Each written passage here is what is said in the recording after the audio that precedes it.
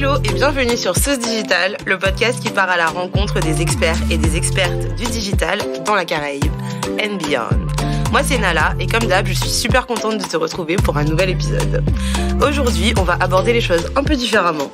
D'habitude, ce sont plus des interviews où on discute d'un métier, d'une compétence digitale avec un expert en la matière. Mais le digital et plus particulièrement le marketing, ce n'est pas que ça. On est d'accord, la théorie reste la même, mais les méthodes varient d'une entreprise à l'autre, en fonction du secteur d'activité ou tout simplement du lieu d'application. Avec ce nouveau type d'épisode, ce que j'ai envie de faire, c'est de vous faire découvrir les différents exemples d'application du marketing. Trêve de blabla, de toute façon vous allez bien voir. Aujourd'hui, je reçois Fabrice Taillot, directeur artistique et créateur de Feu Magazine. Bonjour. Salut Fabrice. Bonjour, salut, enchanté. Est-ce que tu peux te présenter et parler un peu de ton parcours ? Oui, bien sûr. Donc du coup, je m'appelle Fabrice Taillot, j'ai grandi en Guadeloupe et maintenant je travaille à Paris. J'ai fait des études en design graphique à l'école Estienne, qui est l'école supérieure d'art graphique de Paris. Et puis après, une orientation plus mode à l'école du Perret, qui est pareil, une grande école d'art appliqué à Paris. Mon parcours après ces études-là, il s'orientait plus sur la direction artistique image pour la mode. La direction artistique image, c'est tout ce qui concerne la production de visuels et l'établissement d'une ligne éditoriale et d'une ligne créative artistique pour venir en fait présenter les produits dans tout un tas d'assets différents qui vont du lookbook à la campagne, au packshot et aussi à la stratégie de marque visuellement. Ok, très clair. Si je me souviens bien, t'étais à Rivière-des-Pères. Exactement, j'étais au lycée Rivière-des-Pères. Maintenant, Georges Nicolo, il me semble. Ah ok, il a changé de nom. Oui. Ok, bon, tant mieux pour Georges. Mais en fait, ce que je voulais te demander, c'est est-ce que tu savais dès tes classes d'art appliqué que tu allais t'orienter vers la direction artistique, ou c'est quelque chose qui est venu dans tes études, dans ton métier ? C'est venu assez tardivement, même après l'école du Perret, qui était une école plutôt qui était orientée sur le design plutôt. Oui. Moi, je suis un passionné d'illustration et de bande dessinée et d'anime japonaise à la base. Donc c'est comme ça que j'ai commencé mon parcours dans la création. Okay. Et c'est ce qui m'a fait m'orienter sur cette section art appliqué au lycée de Rivière-des-Pères. Après, le milieu des arts appliqués m'intéressait car il était assez transdisciplinaire. En termes de design, ce qui se rapprochait le plus de ma pratique de dessinateur, c'était le design graphique. Je me suis rapidement rendu compte que c'était pas forcément ce qui, moi, me correspondait le plus, et que j'étais plus sur de la création d'univers. C'est pour ça que, du coup, j'ai rejoint plutôt un parcours mode, qui, en fait, est une industrie à forte valeur ajoutée créative, très aspirationnelle, où les univers se déploient de façon très singulière en fonction des différentes marques et des différents supports. À partir de là, ça a été assez. J'ai vraiment développé une grande curiosité pour tout un tas d'applications de tout ce que je viens d'évoquer. Et on peut dire que j'ai fait de la photo, j'ai voulu travailler en set design. Donc le set design, c'est tout ce qui relève du décor, oui, de la vitrine. Et en fait, c'est en faisant un stage chez un photographe à Londres où je me suis rendu compte que la technique photographique ne m'intéressait pas tant que ça, que ce qui m'intéressait, c'était de collaborer avec ce photographe, de l'aider à développer les univers, à faire de la recherche iconographique, ce qui est vraiment quelque chose qui me passionne et dans lequel je me suis vraiment spécialisé. La recherche iconographique, c'est tout ce qui est recherche de documentation visuelle, textuelle, d'archives, pour venir nourrir un projet en amont et du coup impulser justement ce qu'on appelle cette direction artistique qui est un peu une espèce de chef d'orchestre en fait de la création dans les milieux dans lesquels il s'applique. D'accord, je vois. Mais du coup, est-ce que tu peux nous parler un petit peu plus de ton quotidien en tant que directeur artistique ? Voilà. Faut savoir que directeur artistique, c'est un terme assez générique en réalité, qui en fait revêt plusieurs caractéristiques en fonction du champ dans lequel il s'emploie. En image, par exemple, il y a beaucoup de directeurs artistiques. C'est-à-dire que chaque projet a son directeur artistique et c'est quelque chose qui correspond, qui est un peu... Je sais pas à quoi on pourrait l'assimiler sur des métiers plus orientés marketing, mais en tout cas, c'est l'idée d'un chef de projet, c'est-à-dire quelqu'un qui impulse et qui s'assure que la direction qui a été décidée en amont se réalise et se concrétise, et qui du coup gère le projet du concept jusqu'à sa réalisation. Donc je disais, l'application, c'est les lookbooks, campagnes, etc. Mais par exemple, dans une maison de mode, le directeur artistique, c'est celui qui va être en charge des collections de prêt-à-porter et de luxe. Et c'est pas du tout le même métier. C'est une méthodologie similaire dans le sens où, encore une fois, l'enjeu est d'impulser une vision créative pour un projet créatif. Le projet créatif dans le cadre de la marque étant la marque et ce qu'elle va porter en termes de forme, de culture aussi. Et ça, c'est vraiment la direction du directeur artistique. Et dans ce cas-là, c'est vraiment lui qui va être... alors, en fonction des marques, au même niveau que le CEO, ou un peu au-dessus, ou un peu au-dessus, ou en dessous, au sommet de la pyramide, en gros. C'est vraiment quelqu'un qui est décisionnaire et qui est un élément clé pour la marque. Dans le studio de création, il y a un directeur artistique, ce qui n'empêche que par exemple, donc un directeur artistique qui va être très élevé dans la chaîne de commande. Il n'empêche que il peut y avoir des studios images aussi dans les marques où dedans il va y avoir des directeurs artistiques qui vont s'occuper de l'image et qui ne vont pas du tout avoir le même poids que le directeur artistique de la mode. Ok. Pour résumer, en fait, le directeur artistique du studio de création qui s'occupe des collections de mode et du design, c'est un peu ça suit un peu la logique du grand couturier. C'est-à-dire que c'est un peu les figures que l'on perçoit, Dior, Christian Dior, Christian Lacroix, ce genre de personnes, c'était des grands couturiers. Et maintenant, les personnes qui en fait officient à leur place dans les maisons dont ils ont hérité, ce sont ces personnes-là qu'on nomme directeurs artistiques. Ok. Par exemple, la directrice artistique de Christian Dior à la femme, c'est Maria Grazia-Chiuri, et à l'homme, c'est Kim Jones.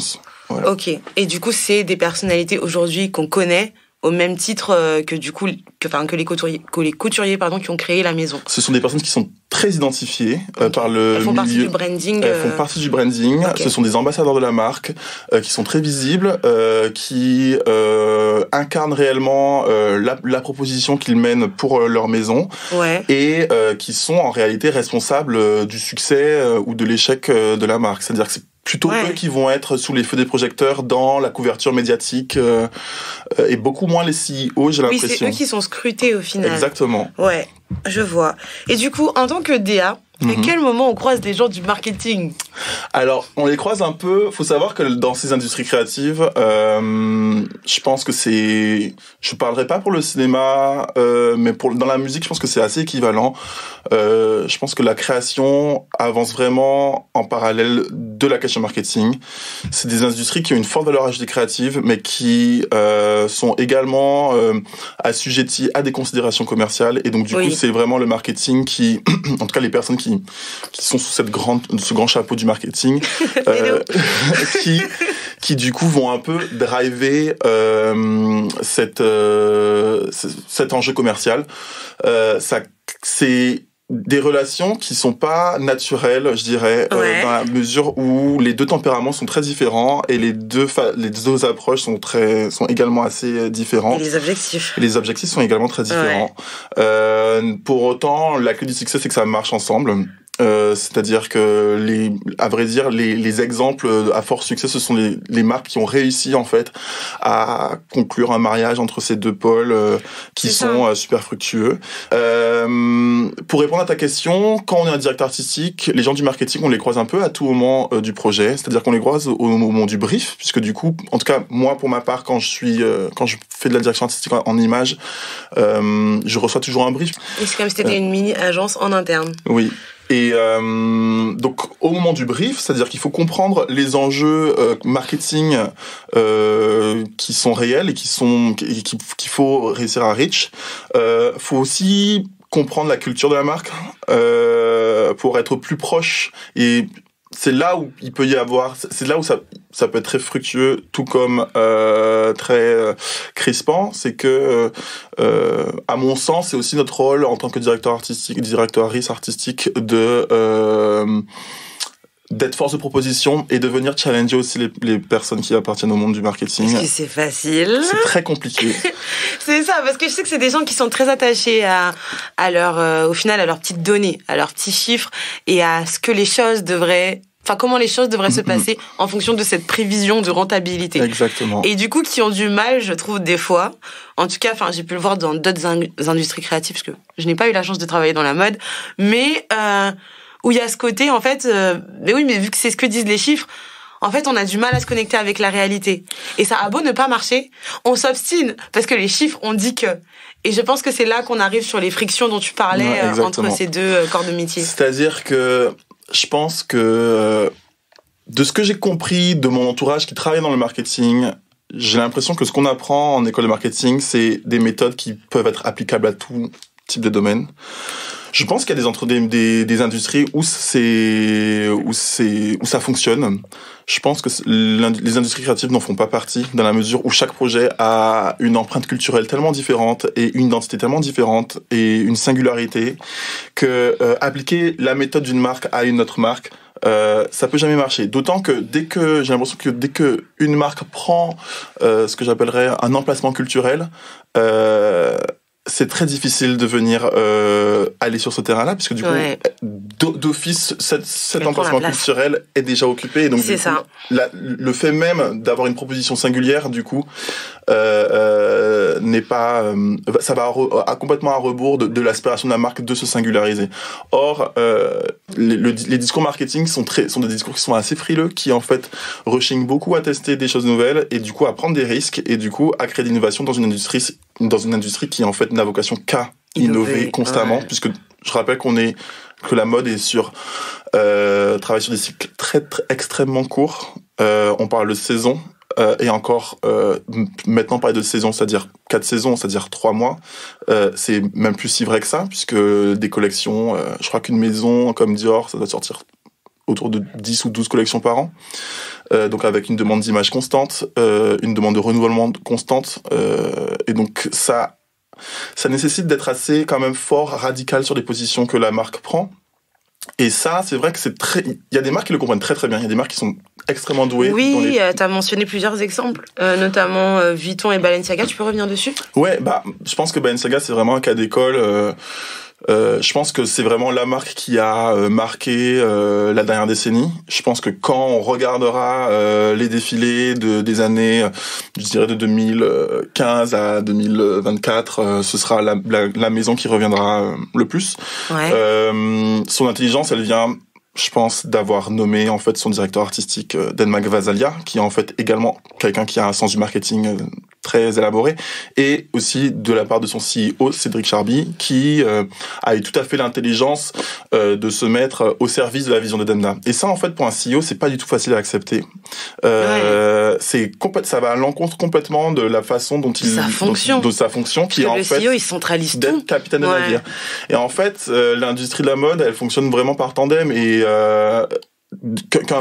qu'un CEO qui a une expertise de vente très affirmée mette cette expertise au profit d'une vision de design et de création, c'est vraiment là où ça marche.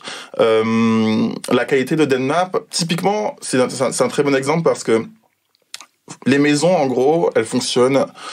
Donc il y a un studio de création, il y a un studio de marketing. Comment dire ça ? Le marketing passe des demandes au studio de création, alors que la mission du studio de création, c'est d'être force de proposition. Donc très régulièrement, dans certaines marques, il arrive que le studio de création se retrouve bridé par les services marketing qui font des demandes qui vont à l'encontre en réalité de ce que le directeur artistique a vraiment envie d'impulser en termes de création de design. Donc les designers sont bridés et en fait proposent des produits qui sont pas au niveau de ce qui pourrait être attendu. Okay. Quand Demna est arrivé chez Balenciaga, en fait c'est vraiment ça qu'il a diagnostiqué. Il explique dans une interview pour le magazine System, qui est un grand magazine qui couvre beaucoup l'actualité de la mode. Il explique qu'en fait quand il est arrivé chez Balenciaga, c'était une maison en difficulté. Elle sortait de 15 ans de relation avec un directeur artistique pour lequel ça s'était assez mal passé, sur la fin en tout cas, c'était Nicolas Ghesquière.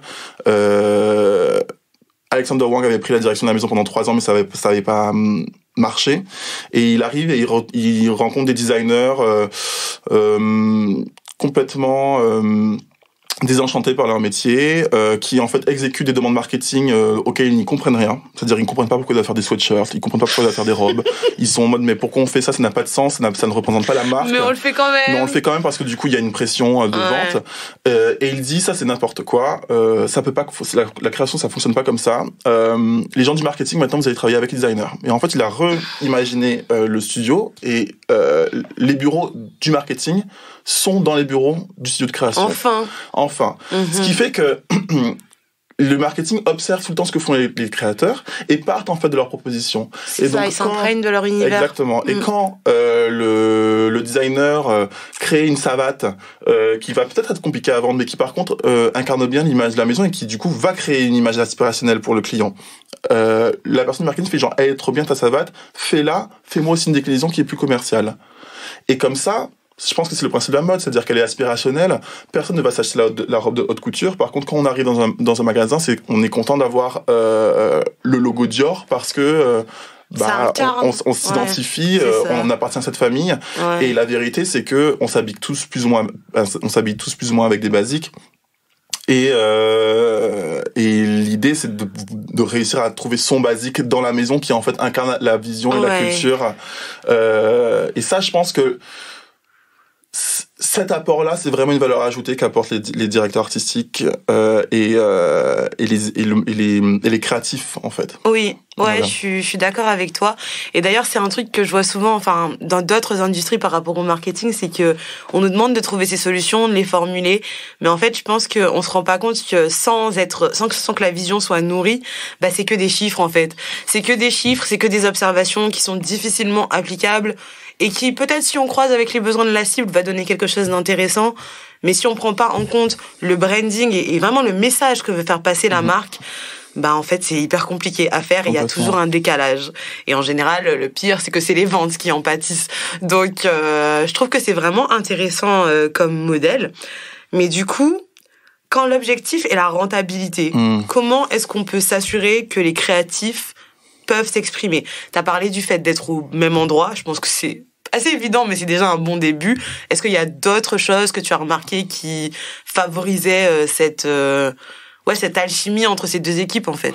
Moi, je pense que, par rapport à ta question de quand l'objectif, c'est la rentabilité. Oui. J'ai pas l'impression que on a dépassé cet objectif. J'ai l'impression que l'objectif, c'est la croissance. Et la question qui est à poser, c'est que est-ce que l'objectif d'une industrie créative, c'est d'être rentable, et donc dans ce cas-là, de pouvoir générer suffisamment de profits pour payer ses employés, soutenir sa chaîne de production, pouvoir fournir ses consommateurs, ou est-ce que l'objectif, c'est en fait de générer toujours plus de profits. Je pense que l'industrie de la mode, c'est pas une industrie qui est nouvelle. Elle existe depuis très longtemps. Elle a toujours été rentable. Le luxe n'a jamais été aussi rentable que maintenant, malgré mais parce qu'il y a de plus en, enfin, les écarts de richesse se creusent, donc il y a de plus en plus de personnes qui ont du pouvoir d'achat pour. Oui, mais je me souviens d'avoir lu quelque part que, enfin, bon après. Ma mère est pharmacienne, c'est pour ça que j'ai le fou. Mais en fait, il y a deux industries en fait qui, quel que soit ce qui se passe, qu'il y ait des guerres, qu'il y ait le Covid et tout, qui ne sont pas impactés, c'est les médicaments, donc les médicaments pharmaceutiques, la santé et la mode. Et en fait, je pense que plus la mode, j'ai jamais compris. Enfin, le luxe plutôt, pardon. C'était clairement le luxe. Les gens. Je pense que les crises créent aussi de la richesse et je pense que des gens sont sortis très riches de la crise financière dont on voit un peu le bout, et la démographie des personnes fortunées qui peuvent en fait acheter des produits de luxe, elle a augmenté, et le marché chinois a explosé, et d'ailleurs les marques sont aussi assez otages en fait de ce marché dans une certaine mesure, puisque du coup c'est un marché qui décide beaucoup de ce qui va être produit ou pas, puisque du coup les consommateurs sont extrêmement nombreux et en fait ont des aspirations qui sont assez différentes du marché européen, mine de rien. Mais t'en avais parlé en off de quelque chose qui s'était passé, non? Oui, par exemple, un cas qui était assez parlant, c'est une grande marque de mode qui a vu son chiffre d'affaires s'effondrer généralement les marques de luxe ont vu leur chiffre d'affaires s'effondrer quand les campagnes anticorruption ont commencé en Chine, et donc du coup c'était les personnes fortunées affichaient moins leur richesse par peur d'être identifiées. Et du coup, ça a été un moment, c'est un marché extrêmement volatile et qui du coup peut mettre beaucoup de marques dans l'embarras quand justement ce marché ne répond plus à la demande. Et du coup, je pense que quand l'objectif devient la croissance, je pense que c'est là où on arrête d'être créatif et c'est là où on commence à aseptiser. Il y a des marques de Rick Owens, par exemple, dont l'objectif a toujours été de pousser sa vision d'un design radical. C'est une marque qui se porte extrêmement bien. C'est une marque qui est extrêmement créative, qui est extrêmement radicale dans sa proposition, mais qui en fait a trouvé sa cible et choisit sa cible et l'entretient, ce qui fait que c'est une cible qui est extrêmement fidèle et qui continue en fait d'acheter. Et donc il me semble que moi c'est des modèles de développement d'entreprise qui sont plus viables qu'une rentabilité qui en fait à mon sens peuvent les mettre en danger dans la mesure où le jour où la marque n'est plus aspirationnelle, on l'a vu avec Balenciaga par exemple. Oui. C'est-à-dire que le même exemple que j'ai pris qui était un exemple d'intelligence, en fait, cette année, ils se sont pris un backlash qui a vraiment miné les ventes du groupe Kering. Parce que dans cette hystérisation de la production d'images, de la production de contenu, dans la production d'assets à vendre, bah ils ont poussé le bouton de trop, puisque du coup c'était une marque qui était assez subversive, qui a fait que ça a vraiment plombé les ventes et beaucoup de personnes se sont retrouvées sur la sellette. Oui, c'est devenu scandaleux en fait. Ouais, c'est comme ça. Tu dis. Et à toujours aller chercher des parts de marché supplémentaires. Certaines marques ont peut-être tendance à oublier leur cible, la cible qui les a fait grandir et qui en réalité sont celles qui sont fidèles. Ok, ça marche. Story time. Story time. Quelle est ta meilleure anecdote ou ta pire expérience dans ton métier? La pire expérience, toujours plus juicy. Ouais. On le sait. Alors, j'ai été assez chanceux dans la mesure où j'ai rencontré. C'est un milieu qui peut être assez difficile, où il y a vraiment des choses et des comportements qui peuvent être très toxiques. Moi, j'ai jamais été confronté. Je pense que l'expérience qui m'a le plus marqué, mais qui était assez intéressante, c'est que lorsque j'ai fait mon stage chez ce photographe à Londres, je travaillais sur un tout petit shooting, hein, donc c'est vraiment des enjeux qui en réalité sont pas énormes, mais pour moi à l'époque c'était assez énorme. Mais je m'en souviens de départ. J'étais à Londres. Je croyais que ça allait être à Londres, les gars. En fait, j'étais à genre 30 km. Mais on va dire que j'étais dans la grosse couronne. Et en fait, la vie de Fabrice avait l'air tellement glamour. Non. Pas du tout. I was working in fashion in London, you know. Et moi, j'étais là, ok.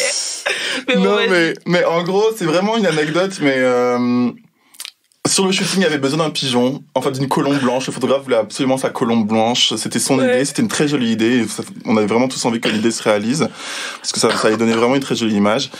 Et en gros, ce photographe, il était au Mexique à ce moment-là.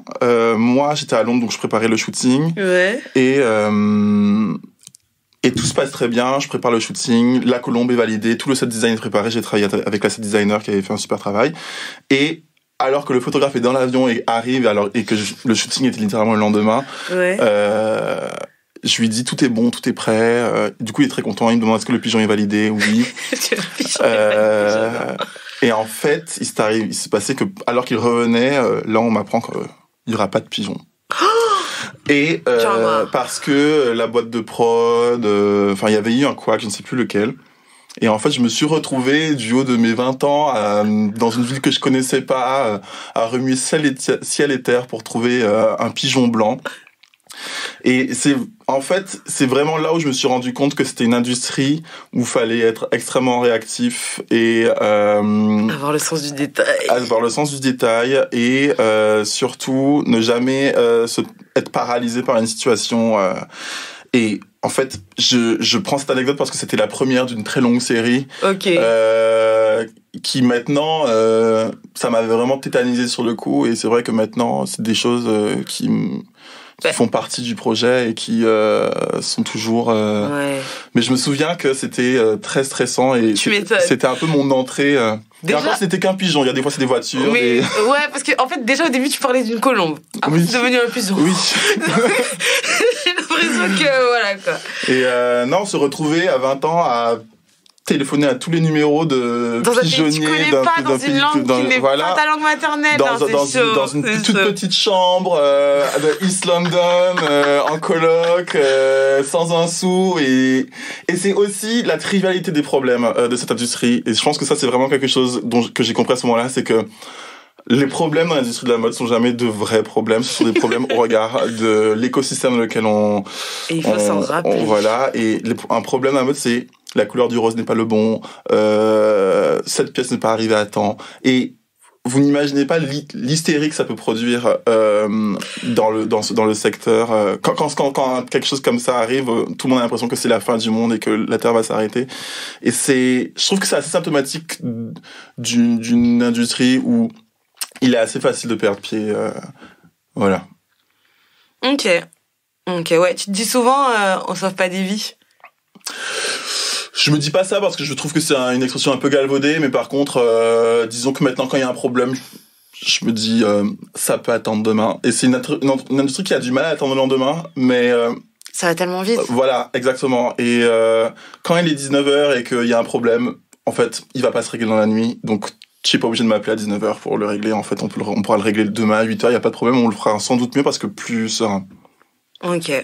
Bah écoute, merci Fabrice. C'était vraiment top. Ben merci à toi. Où est-ce qu'on peut te retrouver ? On peut me retrouver... Alors, on peut suivre Feu Magazine, qui est un magazine qui est indépendant, de niche, qui traite des contre-cultures et entre autres des identités queer caribéennes. Donc, je pense que c'est assez intéressant. Et puis, sur les réseaux, Fabrice Taillot, je suis également prof à l'école du Perret. Voilà. Si tu travaillais pas dans la mode, quel secteur t'intéresserait ? Ah oui, c'est vrai qu'il y avait cette question. Moi, mon rêve ultime, c'est de faire de la bande dessinée à un moment donné. Mais si c'était pas dans les industries créatives, parce que je pense que du coup la réponse est plus intéressante dans ce sens-là, j'aime beaucoup tout ce qui relève de la géopolitique et de l'histoire. Et je pense que j'aurais bien aimé faire une carrière dans ce secteur-là. Ouais. Voilà, qui sont des... Documenter des choses. Ça rejoint parfois ce que je fais dans mon métier également. Bon écoute, encore merci Fabrice. Toi qui nous écoutes, si à la suite de cet épisode tu souhaites poser des questions, tu peux m'envoyer un DM sur Insta @saucedigital au pluriel. Et n'oublie pas, si tu as aimé, tu peux nous laisser 5 étoiles sur Apple Podcast et Spotify. Bye. Bisous.